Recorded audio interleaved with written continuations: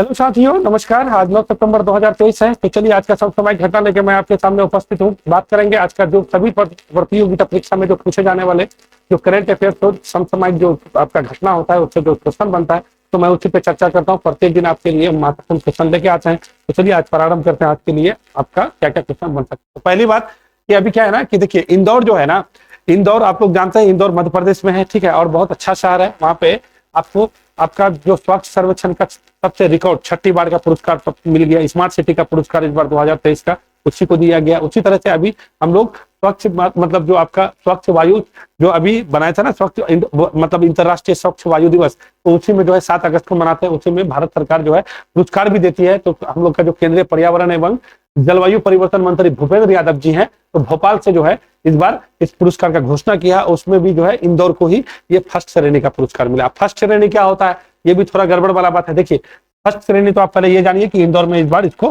मिला है, ये बात जान लीजिए। फर्स्ट श्रेणी में क्या होता है ना कि 10 साल या आपका यानी 10 लाख से अधिक जिस शहर का जनसंख्या होगा उसको फर्स्ट श्रेणी में रखा गया है। 3 लाख से 10 लाख के बीच यानी 10 लाख से अधिक, 10 लाख से इसका 10 लाख से अधिक होगा, 10 लाख से अधिक, ठीक है, 10 लाख से अधिक जनसंख्या वाले को फर्स्ट श्रेणी में रखा गया। ये आपका फर्स्ट श्रेणी का हो जाएगा, ठीक है, फर्स्ट श्रेणी का। और 10 लाख से यानी आपका 10 लाख से 3 लाख के बीच, ठीक है, ये आपका सेकंड श्रेणी हो जाएगा। ये आपका सेकंड श्रेणी हो जाएगा, ठीक है, ये आपका सेकंड श्रेणी का हो जाएगा। और 3 लाख से जो कम हो जाएगा, 3 लाख से जो कम होगा उसको तीसरा श्रेणी में। तो इस बार पहला श्रेणी का पुरस्कार आपको किसको दिया गया है? इंदौर को दिया गया है, ठीक है, इंदौर है। उसके बाद दूसरा श्रेणी में आपको अमरावती को दिया गया है और मुरादाबाद को दिया गया दूसरा श्रेणी का, यानी 3 लाख से और 10 लाख के बीच में जो जनसंख्या आएगा वो आपका ये हो जाएगा। और उसके बाद तीसरा श्रेणी का पुरस्कार आपका परवाणु है, ये आपका हिमाचल प्रदेश का शहर है, इसको दिया गया। और 2 एक शहर है साथ में, और आप लोग देख लीजिएगा। तो यही पुरस्कार का अभी वितरण किया गया है। फर्स्ट श्रेणी, सेकंड श्रेणी और तीसरा श्रेणी कहाँ पे दिया गया है? इंदौर के भोपाल में। अब मध्य प्रदेश की बात आते हैं। मध्य प्रदेश का मुख्यमंत्री शिवराज सिंह चौहान है, वहां के राज्यपाल मंगूभाई पटेल है। मध्य प्रदेश को आप लोग बढ़िया से जानते हैं, अभी वहां पे इलेक्शन भी होने वाला है, ठीक है ना। सबसे अधिक टाइगर रिजर्व वहीं पे है, ठीक है ना। मध्य प्रदेश से जो है आपका 2 नदी बहुत फेमस नदी है, एगो नर्मदा और एगो ताप्ती। जानते हैं नर्मदा नदी जो है इधर से होकर के बंगाल की खाड़ी जो ये आपका ये मतलब क्या बोलते हैं ना, एस्चुरी बनाता है, ठीक है, एस्चुरी बनाता है। 2 तरह का होता है ना, तो वो एस्चुरी बनाता है, नर्मदा नदी और ताप्ती नदी, ये आप लोग जानते हैं, ठीक है। तो थोड़ा सा मध्य प्रदेश को आप लोग को देख लेना है। तो आपका इंदौर जो है बहुत आगे चल रहा है। 6 बार रिकॉर्ड कहिएगा कि 6 बार जो है आपका स्वच्छता पुरस्कार जीता है। इस बार स्मार्ट सिटी भी पुरस्कार मिला है और आपका स्वच्छ वायु सर्वेक्षण भी पुरस्कार इसको दिया गया है। ये आपका शिवराज सिंह चौहान है और अपना जो है जलवायु परिवर्तन मंत्री अपना भूपेंद्र सिंह यादव, ठीक है, भूपेंद्र यादव। नेक्स्ट क्वेश्चन क्या है, अंतरराष्ट्रीय साक्षरता दिवस कब मनाया जाता है? देखिए, अभी हम लोग राष्ट्रीय शिक्षक दिवस मनाए थे ना 5 सितंबर को, अपने सर्वपल्ली राधाकृष्ण जी के जन्मदिन पे मनाते हैं, 1962 से मनाते हैं, है ना। इसका एक वीडियो भी हम आपको बना के दिए थे कि उसके जितने भी विद्यार्थी थे, जब वो राष्ट्रपति 1962 में बने थे, उससे पहले वो उपराष्ट्रपति थे 52 से लेकर 62 तक। जैसे राष्ट्रपति बने उसके जो भी विद्यार्थी थे, ठीक है, तो चाहने वाले थे, तो बोला कि नहीं इस बार जो है हम लोग क्या मनाएंगे, आपका जो है जन्मदिन मनाएंगे। तो बोला नहीं, आपको कुछ मनाना है, जन्मदिन नहीं मनाना है, आप अगर मनाइएगा तो आप क्या मनाइए, राष्ट्रीय शिक्षक दिवस मनाइए। तो 1962 से लेकर तब तक हम लोग राष्ट्रीय शिक्षक दिवस ही मनाते हैं।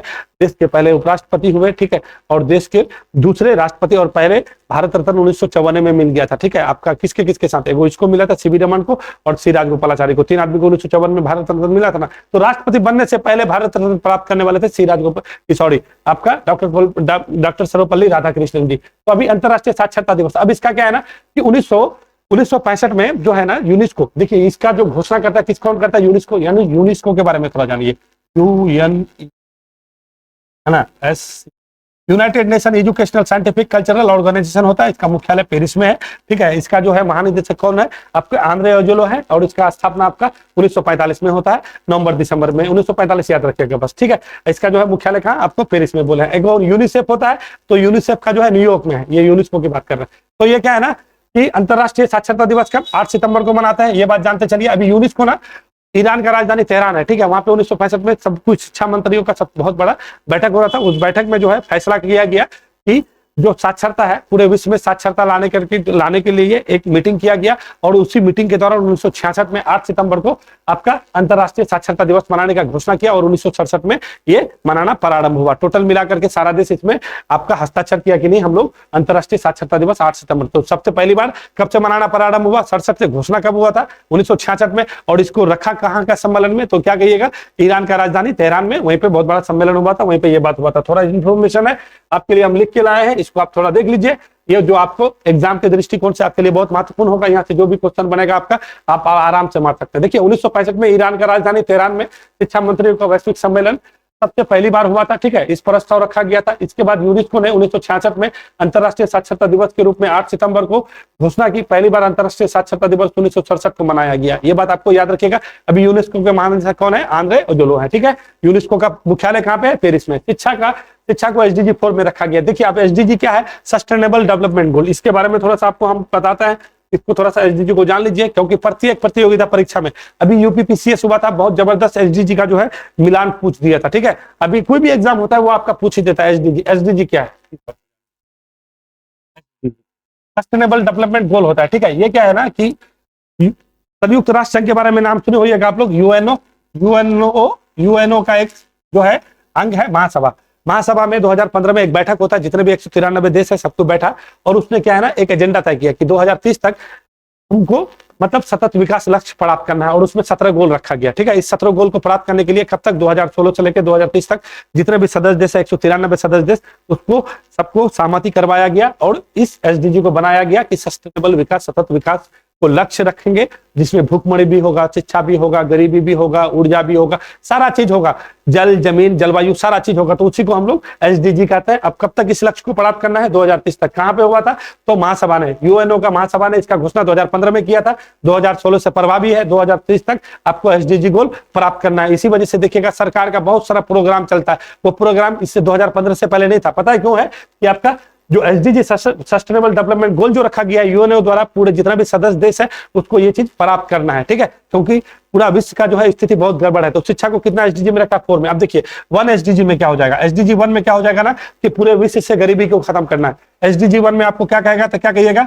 पूरे विश्व से गरीबी को खत्म करना है। अब एसडीजी 2 में अगर आपको क्या कहेगा कि एसडीजी 2 क्या है, तो क्या कहिएगा?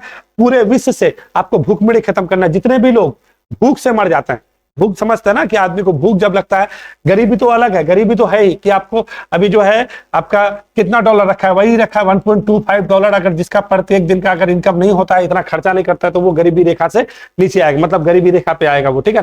तो 2 में क्या हो जाएगा? आपका भूखमरी खत्म करना है। और 3 में क्या? एसडीजी 3 में आपका क्या हो जाएगा?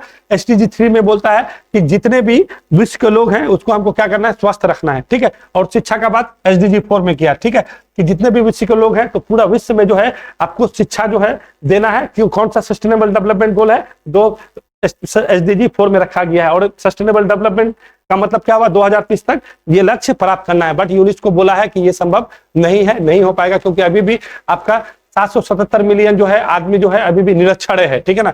तो ये बड़ा बात है। अब एसडीजी 5 के बारे में लैंगिक समानता कहता है। एसडीजी 5 क्या कहता है? लैंगिक समानता। हम लोग देखते हैं ना, मेल और फीमेल में अंतर होता है, ठीक है, भेदभाव करता है अभी भी जो है बहुत सारे देश में। अभी जाइए अफगानिस्तान में, ठीक है, मलाला यूसुफजई के बारे में जानते हैं, उसको भी गोली मार दिया गया था, ठीक है। तालिबान जो तहरीक तालिबान पाकिस्तान ही वाला मारे थे, है ना। तो अलग अलग सीन है, मतलब अभी भी जो आपका मेल और फीमेल में है बहुत ज्यादा गैप है, अंतर है। अभी भी अगर सबसे ज्यादा निरक्षर है तो कोई महिला ही है, पुरुष नहीं है, ठीक है। बहुत जगह महिला को जो है पैदा होते ही मार दिया जाता है कि नहीं, जन्म में ही मार दिया जाता है। तो एसडीजी 5 में आपका ये हो जाएगा। एसडीजी 6 में क्या है? अब एसडीजी 5 अगर प्राप्त कर लीजिएगा तो एसडीजी स्वच्छ जल, क्योंकि देखिए जल जनित बहुत सारे रोग होते हैं, बहुत सारे लोग मर जाता है। आप अफ्रीका कंटिनेंट में जाइएगा ना तो आपको बहुत सारा ऐसा, हमारे इंडिया में भी जल जनित अभी जो सरकार का लक्ष्य है 2024 तक हर घर में नल जल करना है। तो क्यों करना है? यही एसडीजी गोल, हम लोग यूएनओ के सदस्य हैं, ठीक है, हम लोग भी हस्ताक्षर करता देश है। 2030 तक ये लक्ष्य प्राप्त करना है ना। तो आपको क्या है ना, सिर्फ 6 में क्या हो जाएगा? स्वच्छ जल सबको उपलब्ध कराना। एसडीजी 7 में क्या हो जाएगा? अब एसडीजी 6 हो गया तो 7 में क्या हो जाएगा? स्वच्छ ऊर्जा। जैसे अभी हम लोग रिन्यूएबल एनर्जी करते हैं ना, मतलब जीवात्म ईंधन का यूज नहीं करेंगे, स्वच्छ ऊर्जा करेंगे। टिकाऊ ऊर्जा होना चाहिए, एक ऐसा ऊर्जा होना चाहिए जो आपका कार्बन उत्सर्जन ना करे, ठीक है, आपका पर्यावरण को पोल्यूशन नहीं करे, ऐसा ऊर्जा करने। तो वो ऊर्जा कौन सा हो जाएगा? नवीकरणीय ऊर्जा हो जाएगा, रिन्यूएबल एनर्जी हो जाएगा, जैसे सोलर एनर्जी है, विंडो एनर्जी है ना, ये सारा एनर्जी होगा तो साथ में हो जाएगा। देखिए यहाँ तक 7 तक बहुत ज्यादा इंपॉर्टेंट था, आपको बता दिए। अब आगे चलिए, इसको मिटा देते हैं। आप समझ गए, एसडीजी के बारे में समझ गए, सस्टेनेबल डेवलपमेंट गोल होता है, महासभा ने 2015 में घोषणा किया और 2016 से ये प्रभावी है। अब थोड़ा सा आपको यहाँ पे हम बताते हैं एसडीजी 13-14 से शुरू करते हैं। देखिए एसडीजी 13 बहुत ज्यादा जरूरी है। क्यों? देखिए एसडीजी 13 में क्या है ना, जलवायु परिवर्तन हो रहा है, ठीक है, जलवायु परिवर्तन हो रहा है, जलवायु परिवर्तन से पूरा विश्व परेशान है। अलग अलग आज भी G20 का जो अभी होने वाला है, बहुत बड़ा जलवायु परिवर्तन का ही मुद्दा रखने जा रहे हैं, ठीक है। मोदी जी अध्यक्षता कर रहे हैं, भारत मंडप में अपना अध्यक्षता होगा ना, जलवायु परिवर्तन एसडीजी 13 में है, ठीक है। उसके बाद एसडीजी 14 में क्या है ना, एसडीजी 14 में क्या, जल में जीवन, जो समुद्री पारितंत्र है, समुद्री पारितंत्र करने का मतलब महासागर है, सागर है, समुद्र है, ठीक है, वहां पे ना बहुत ज्यादा प्रदूषित हो गया, वहां का जो भी पारिस्थितिक तंत्र, जो भी जीव जंतु रहते हैं उसका बहुत ज्यादा, अभी कोरल रीफ देख रहे हैं पूरा विश्व से। अभी एक रिपोर्ट आया था, जो आपका ग्रेट बैरियर रीफ है ना, ऑस्ट्रेलिया के पास, कोरल रीफ वो भी विलुप्त होने के कगार में। इंडिया का भी वही हाल है, मन्नार की खाड़ी वाला एरिया में कोरल रीफ वो हल्का फल्का था, सब मतलब सब गड़बड़ हो रहा है, ठीक है। तो समुद्री पारिस्थितिकी तंत्र को साफ सुथरा करना है, जल में जीवन कैसे बढ़िया होगा, कैसे उसको सही से संभाल के रखा जाए, तो एसडीजी 14 में हो जाएगा। एसडीजी 15 में क्या है, एसडीजी 15 में क्या है ना कि भूमि पे जीवन, भूमि पे, आप भूमि में क्या है, आप देख रहे हैं हम लोग का पारिस्थितिकी तंत्र है, यानी पृथ्वी भी तो पारिस्थितिकी तंत्र है, ठीक है, यहाँ पे भी जैविक घटक है। तो यहाँ पे सारे चीज को सही से करना है, जो भी गड़बड़ चीज है, जलवायु परिवर्तन की वजह से हो या कोई दूसरा संकट हो, जो भी संकट हो उससे निपटना है। यहाँ पे भूमि पे जो भी जीव का जीवन है उसको क्या करना है, सस्टेनेबल बनाना है, विकास उसको सतत करना है, उसको खतरा से बाहर निकालना है। एसडीजी 15 हो गया। एसडीजी 16 में क्या है ना, एसडीजी 16 में सबको समान न्याय देना है, ठीक है, मतलब इक्वल न्याय, मतलब न्याय का मतलब क्या हुआ ना कि सब तक न्याय का पहुंच कराना है 16 में। और एसडीजी 17 में क्या है कि जितना लक्ष्य रखा गया है, एसडीजी 1 से लेकर 16 तक जितना लक्ष्य रखा गया है, सारा देश मिलकर के इसको अप्लाई करेगा, इसको लागू करने का प्रयास करेगा, इतना सतत मतलब पहुंच बनाने का प्रयास करेगा एसडीजी 17। यानी जितना भी एसडीजी गोल है, उस गोल को प्राप्त करने के लिए सारा देश एसडीजी 17 के तहत प्रयास करेगा, ठीक है, और इसको लक्ष्य को प्राप्त करने के लिए अपना काम करेगा। एसडीजी 17 में कहा गया। तो एसडीजी समझ गए, बहुत ज्यादा लंबा चला गया। एसडीजी सस्टेनेबल डेवलपमेंट गोल 2016 से प्रभावी है, 2030 तक इसको जो है क्या करना है, इसको आपको प्राप्त करना। चलिए आगे आता है। एसडीजी समझ गए ना, ये आपका एसडीजी 4 में रखा गया है। पूरे विश्व में कुल 771, अभी आपको बोले 771 मिलियन अभी भी ऐसे लोग हैं जो निरक्षर हैं, और सबसे अधिक उसमें कौन है, महिला है। यूनेस्को के मुताबिक सार्वभौमिक साक्षरता प्राप्त करने में 50 साल का और समय लगेगा। यूनेस्को जो आपका उसका जो रिपोर्ट आता है, तो सार्वभौमिक साक्षरता प्राप्त करने के लिए बोल रहा है कि और अभी 50 साल का समय लगेगा। भारतीय राष्ट्रीय सर्वेक्षण दर द्वारा प्रकाशित रिपोर्ट के अनुसार भारत की साक्षरता दर, देखिए भारत का साक्षरता दर जो है 2011 का जो जनगणना हुआ था, उस टाइम जो है भारत का साक्षरता दर कितना था, थोड़ा सा एक पेज ले लेते हैं, आपको बता देते हैं। 2011 का जो जनगणना हुआ था, 2011 के जनगणना के अनुसार भारत का साक्षरता दर आपका कितना है, भारत का साक्षरता 74.04 है, ठीक है, जिसमें से सबसे अधिक केरल है। कौन है, केरल है, ठीक है, 93.91 है। ये बात आपको याद रखना है। केंद्र शासित प्रदेश में कहेगा तो सबसे अधिक कौन हो जाएगा, आपका लक्षद्वीप हो जाएगा, ठीक है, लक्षद्वीप है, ठीक है ना, ये बात जानना। और सबसे ज्यादा जिला कहेगा तो मिजोरम का एक जिला है, सरछिप जिला है, ठीक है, सरछिप जिला है, ये आपका सरछिप जिला हो जाएगा, ठीक है। और सबसे कम जिला का अगर साक्षर कहेगा तो अलीराजपुर है, अलीराजपुर, ठीक है, ये कहाँ पे पड़ता है, अलीराजपुर आपका एमपी में पड़ता है। ये बात आप जान लीजिएगा। सबसे कम साक्षर और सबसे कम साक्षर स्टेट कहेगा तो अपना बिहार, तो आप लोग जानते ही हैं, ठीक है ना। तो ये है। अब यहाँ पे कहेगा कि पुरुष का साक्षरता दर कितना है, 74, तो पूरा टोटल हो गया। पुरुष कितना है, तो पुरुष है 82.14, ये याद रखेगा। और महिला कितना है, तो 65.46 है, ये याद रखेगा। ये हो जाएगा मेल, ये हो जाएगा मेल, और ये हो जाएगा फीमेल। ये भारत के बारे में आपको मोटा मोटी याद रखना है, ठीक है, बहुत बार पूछता है, ठीक है। ये पे अब कौन साक्षर कौन कहलाएगा, तो 7 वर्ष से अधिक कोई भी स्त्री हो या पुरुष हो, बच्चा हो या बच्ची हो, जो एक भाषा में लिखना और बोलना दोनों जानेगा, ऐसे लोग को हम साक्षर कहेंगे। सिर्फ बोलना जानता है, लिखना नहीं जानता, वो साक्षर के कैटेगरी में नहीं आएगा, ठीक है। ये साक्षरता का क्राइटेरिया है, ये बात आपको जान लेना है। तो टोटल साक्षरता इतना मेरा हो गया। चलिए थोड़ा सा आपको चलता है प्रीवियस में, ठीक है, क्या है इधर, ठीक है। तो साथ ये आपका हो गया है।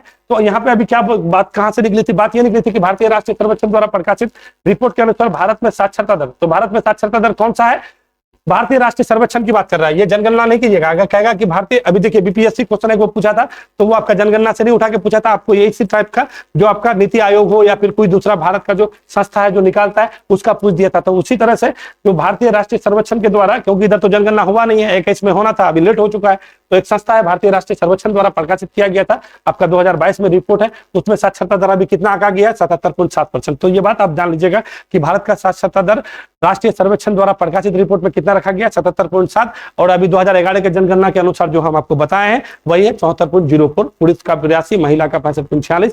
ठीक है, ये आपको टोटल बता चुके हैं। अब आइए यूनेस्को के अनुसार भारत में सार्वभौमिक साक्षरता कब तक प्राप्त करेंगे 2010, क्योंकि अभी देखिए हम लोग कितना में 74 में घूम रहे हैं, अगर इसी रिपोर्ट का अगर बारे में मान ले तो 77.7 में घूम रहे हैं। अभी हम लोग को बहुत ज्यादा प्राप्त करना है, बहुत ज्यादा गरीबी है, बहुत ज्यादा बेरोजगारी है, जब तक ये दूर नहीं होगा तब तक साक्षर नहीं होगा। तो साक्षर पाने के लिए यूनेस्को के मुताबिक 2060 तक हम लोग साक्षर प्राप्त कर लेंगे।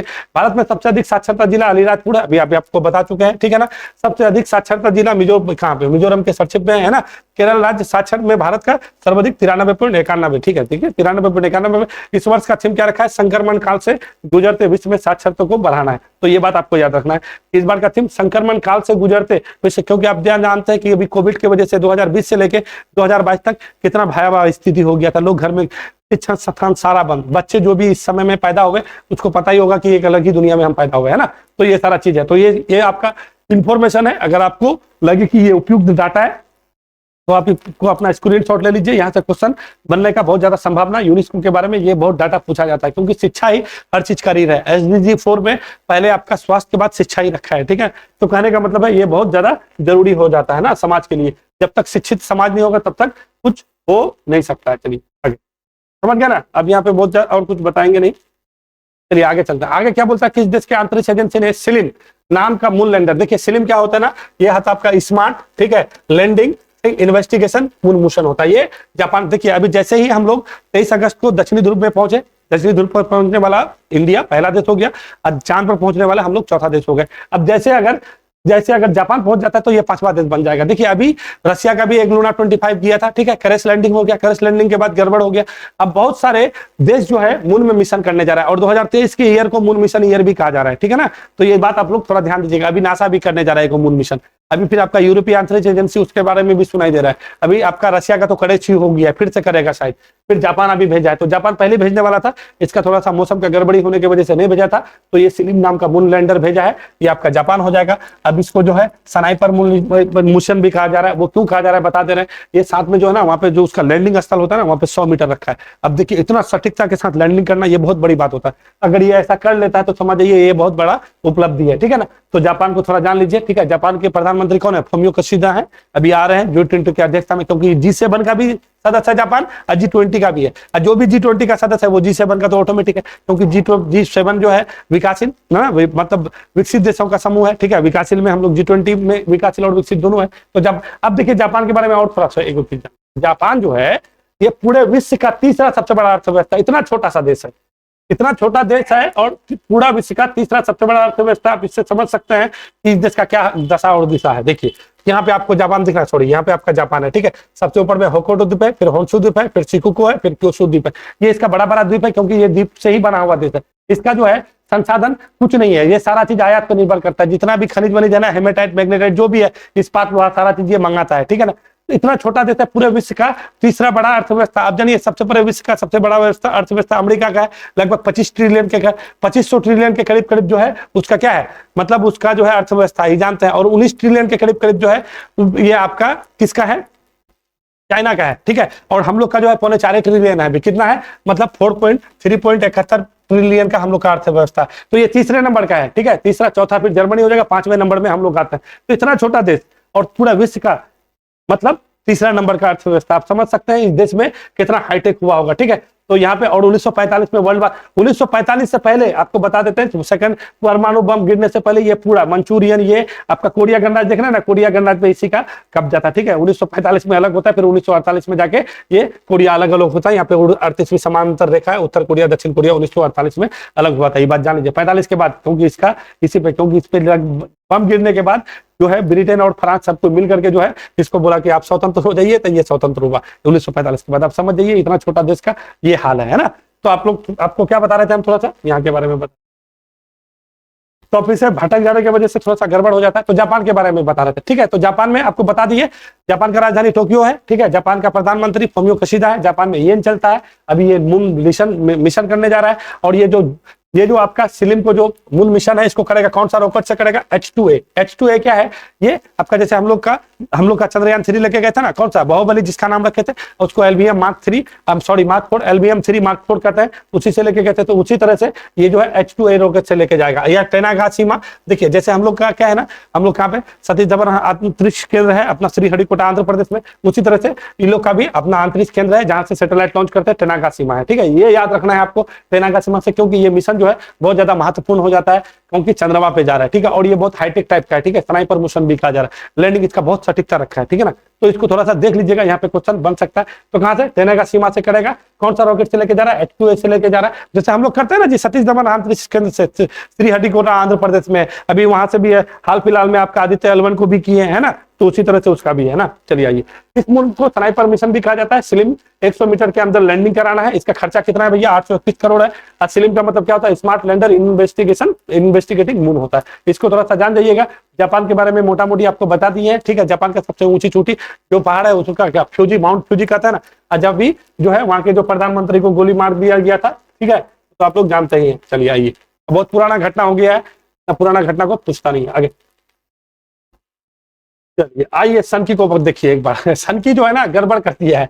सन की जो है, ये सन की जिम किम उंग है। ठीक है, ये उत्तर कोरिया के बारे में अभी बता रहे थे ना, उत्तर कोरिया का राष्ट्रपति बहुत खतरनाक आदमी है। ठीक है, अभी पूरा विश्व में जो है ना निशस्त्रीकरण का होड़ लगा कि निशस्त्रीकरण करना है, परमाणु का परीक्षण नहीं करना है। ठीक है, अलग अलग एजेंसी काम कर रही है अगर विश्व में शांति लाना है। देखिए रूस यूक्रेन को युद्ध लेकर 1 साल से ज्यादा हो गया, वहां पे आदमी सोच रहा है कि शांति कैसे स्थापित हो। G20 में भी ये बात हो सके, उठ सकता है। इसी वजह से अपना पुतिन जी भी नहीं आए, बोले कि ना हम नहीं जाएंगे, कहीं से यूक्रेन के लेकर कोई बात उठ जाए, क्योंकि बहुत सारे देश आते हैं। देखिए यूरोपियन यूनियन उठ के आ गया, पूरा यूरोप उठ के आ गया है। ठीक है, OECD मतलब कोई नहीं बचा है, वहां के सारे लोग, IMF वाले सारे लोग आ गए। ठीक है ना, तो हो सके कोई बात उठे तो बहुत सारा बात है। तो अभी ये जो है ना, वहां यहाँ पे G20 चल रहा है, पूरा विश्व शांति स्थापित करने की बात कर रहा है, और ये जो है वहां पे एक से एक परमाणु काम कर रहे हैं। तो अभी एक जो है ना, ये जो हीरोकिन उन जो है ओके परमाणु पनडुब्बी क्या है ना लॉन्च किया है। ठीक है, ये ऐसा लॉन्च है पानी के अंदर ये है जो है दागने में ये सक्षम है। ठीक है ना, ये उत्तर कोरिया किया, ये सन की किया है। ये सन की को आप देख रहे हैं, थोड़ी गलत घेरा गया था, ये है आपका सन की। ठीक है, ये आपका कौन हो जाएगा? उत्तर कोरिया हो जाएगा। उत्तर कोरिया और दक्षिण कोरिया के बारे में आपको हम बता ही दिए।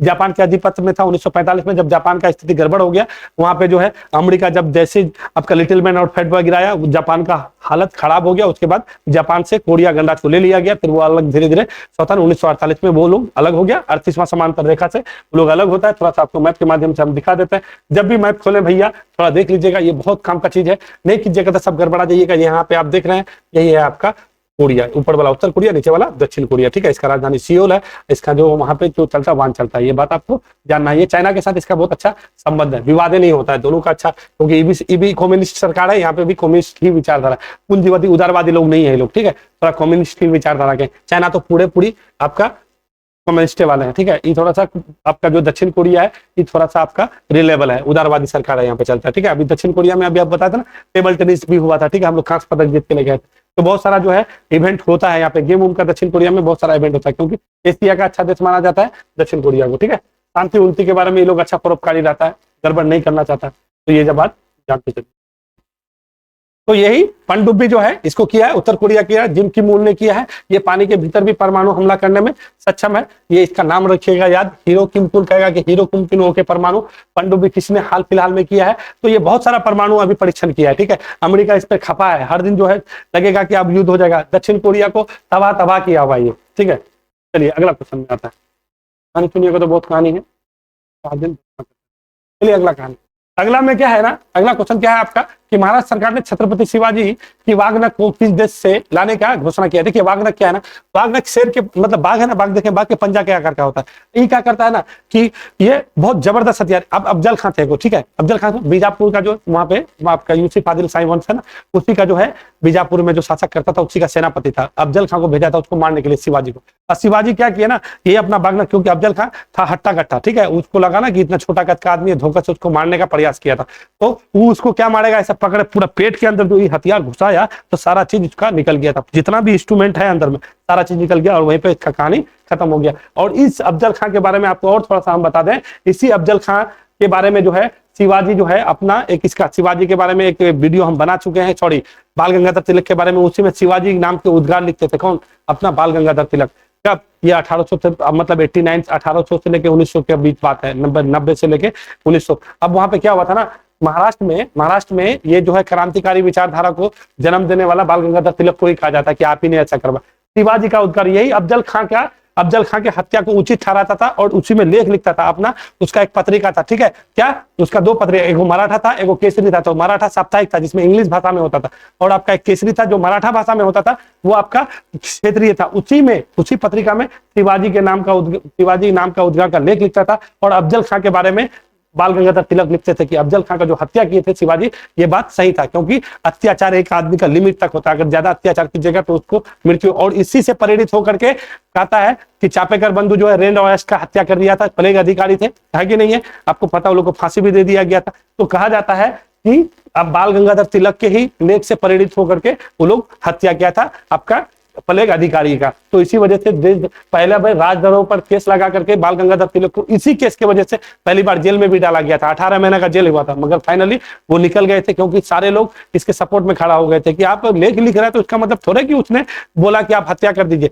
होता था क्या ना, जो प्लेग अधिकारी होता था वो क्या करता था, महिलाओं का जाकर के दुर्व्यवहार करता था, उसको नग्न करता था, ठीक है, देखता था कि प्लेग हुआ है अधिक। अब वो लोग जांच क्या करने गया, वहां पे दुर्व्यवहार करता था, सब चीज पता चला। तो अपना बाल गंगाधर तिलक शिवाजी के नाम के उद्गार का लेख लिखते थे अपने केसरी पत्रिका में, और वही को पढ़ के वहां पे क्रांतिकारी विचारधारा उत्पन्न हुआ। कहा जाता है, अंग्रेज का मानना है कि ये सब चीज पढ़ के हो मतलब चापेकर बंधु को प्रेरणा मिल करके जाके उसका हत्या कर दिया था। इसी वजह से पहली बार जो जेल हुआ था बाल गंगाधर तिलक को, यही घटना लेकर के। तो ये बात मांडले जेल में तो बाद में कहते, ठीक है ना, तो वो बात अलग, 6 साल का जब सजा हुआ था। चलिए, आप हिस्ट्री नहीं पढ़ाने जा रहे, थोड़ा सा इसके बारे में जान लीजिए। तो महाराष्ट्र सरकार के छत्रपति शिवाजी का वागनर किस देश से लाने का घोषणा किया गया, तो आपका कौन सा हो जाएगा, यूके हो जाएगा। अब थोड़ा छत्रपति शिवाजी के बारे में जान लीजिए। छत्रपति शिवाजी का जन्म जो है 1927 में होता, सॉरी गलती 1900 लिख जाता है, गड़बड़, इसमें अगर कुछ गड़बड़ निकल जाए तो थोड़ा सा टेंशन नहीं लेना है, समझ जाइएगा, ठीक है। 1627 में आपका, ठीक है, पुणे में होता है ना, शिवनेर दुर्ग में होता है शिवाजी का जन्म, ठीक है। उसके बाद 1674 में गद्दी में बैठता है। इसके पिताजी का नाम साजी भोसले था, ठीक है ना। पहली बार जो है इसमें तोरण का किला जीता था, ये बात याद रखिएगा, पहला तोरण का किला जीता था। अपना राजधानी रायगढ़ रखा था, ठीक है, रायगढ़ रखा था। 1674 में ये गद्दी पे बैठता है, और 1680 में इसका जो है मृत्यु हो जाता है, ठीक है ना। ये पुरंदर की संधि भी करते थे 1665 में, ठीक है, किसके साथ, आपका शिवाजी और जयसिंह के साथ। ये औरंगजेब जो है, और लास्ट में इसको एक बार कैद भी कर लिया गया था, ये जो है अपने इसके और इसका बेटा जो संभाजी था, इसको कैद कर लिया गया था, ठीक है। फिर वहां से वो लोग भाग निकले। फिर फाइनली इसके मृत्यु के बाद संभाजी गद्दी में बैठता है। फिर संभाजी को 1689 में जो है मुगल सत्ता में जो औरंगजेब बैठा हुआ था उसका सेनापति मार देता है। फिर 1689 के बाद साहू को और उसकी अम्मी, मतलब उसकी जो मदर थी, उसको ले जाकर के कैद कर लेता है। जब जैसे औरंगजेब का मृत्यु होता है तो साहू उस कैद से बाहर आता है। बाहर आने के बाद तब तक थोड़ा सा मराठा साम्राज्य का थोड़ा हिस्ट्री आपको थोड़ा सा बता देते हैं, इसी से समझ जाइएगा। देखिए 1680 में तो शिवाजी गद्दी से खत्म, मतलब गद्दी मर गए हैं। इसके शिवाजी के मृत्यु के बाद क्या हो गया, संभाजी बैठा, संभाजी को मुगल के द्वारा मरवा दिया गया 89 में जब मरवा दिया गया, और जो भी उसका बेटा और पत्नी था उसको उठा के लेके चला गया और उसको बंदी बना दिया। अब यहाँ पे कौन बैठेगा, तो एक वो राजा राम थे, ठीक है, राजा राम गद्दी पे बैठा। राजा राम का भी किसी कारणवश मृत्यु हो गया। मृत्यु होने के बाद उसका बेटा, उसकी बीवी थी ताराबाई, ठीक है, ताराबाई का एक छोटा सा बच्चा था 10 साल का 8 साल का, उसको गद्दी में बैठा शिवाजी द्वितीय करके नाम से। और जैसे ही वहां पे औरंगजेब का 1707 में मृत्यु होता है तो फिर साहू वहां से भाग के आता है, ठीक है, भाग के, क्योंकि वहां पे बहादुर साहब प्रथम जो है गद्दी पे बैठता, वो अयोग्य शासक था, ठीक है, उसे कुछ हुआ नहीं, वो वहां से भाग निकला। और भाग निकलने के आने के बाद एक खेरा का युद्ध होता है 1707 में, ठीक है ना, कहाँ पे, ये ताराबाई के साथ, ठीक है, ताराबाई और साहू के साथ। बहुत बार पूछता है खेरा, एक होता है पाल खेरा का युद्ध जो निजाम के साथ होता है, ठीक है, वो कौन सा हो जाएगा आपका, बालाजी, आपका वो बालाजी बाजीराव के साथ हो जाएगा, ठीक है, बालाजी मतलब बालाजी विश्वनाथन का बेटा था, ठीक है, बालाजी बाजीराव, तो वो अलग है। ये है खेरा का युद्ध है 1707 में, आपका किसके साथ हुआ था, ताराबाई और साहू के पास। फिर ताराबाई हार गई और साहू जो है गद्दी पे बैठा।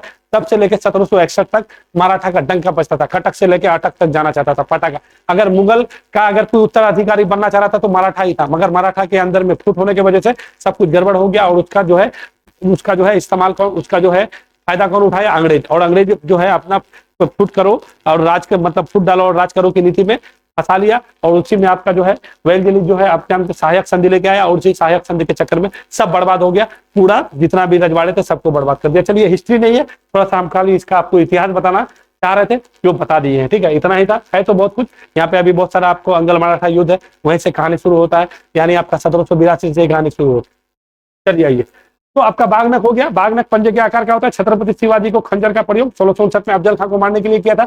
अफजल खान को बता दिया आपको, बीजापुर का शासक का सेनापति था, उसको मारने के लिए भेजा था। ठीक है, तो ये आपका इसी नक को मांगा रहा है यूके से कौन, अपना महाराष्ट्र का। महाराष्ट्र का मुख्यमंत्री एकनाथ शिंदे हैं, जानते हैं कि नहीं। अब आप जो है अभी राज्यपाल रमेश बैस बने हैं। ठीक है, महाराष्ट्र थोड़ा सा हॉट टॉपिक में रहता है हमेशा, महाराष्ट्र को थोड़ा सा महाराष्ट्र को हमेशा समझते चलिएगा, समझे। अब और क्या क्वेश्चन है आपका, और आपका कोई क्वेश्चन नहीं है? आज के लिए बस इतना ही है। ठीक है, देखिए जो भी बात बोलते हैं सारा ये आपका कोई ये बहस नहीं है, कोई गप नहीं करता है, ये सारा आपका एग्जाम में पूछा हुआ चीज है। शिवाजी के बारे में जो भी बोले ये सब एग्जाम में पूछा हुआ चीज है। तो जो भी बात बोलते हैं उसको थोड़ा ध्यान दीजिएगा, एक नोट बनाइए, नोट को लिखिए एग्जाम के पहले, क्योंकि रिलेवेंट रहता है, हर चीज रिलेवेंट रहता है। अगर इस चीज को देख लीजिएगा तो आपका तैयारी बहुत बेहतर से बेहतर हो सकता है। वीडियो देखने के लिए धन्यवाद। फिर मिलते हैं कल समसामयिक घटना लेकर के। आप लोग ऐसे ही अपना तैयारी करिए, पढ़िए, मस्त रहिए।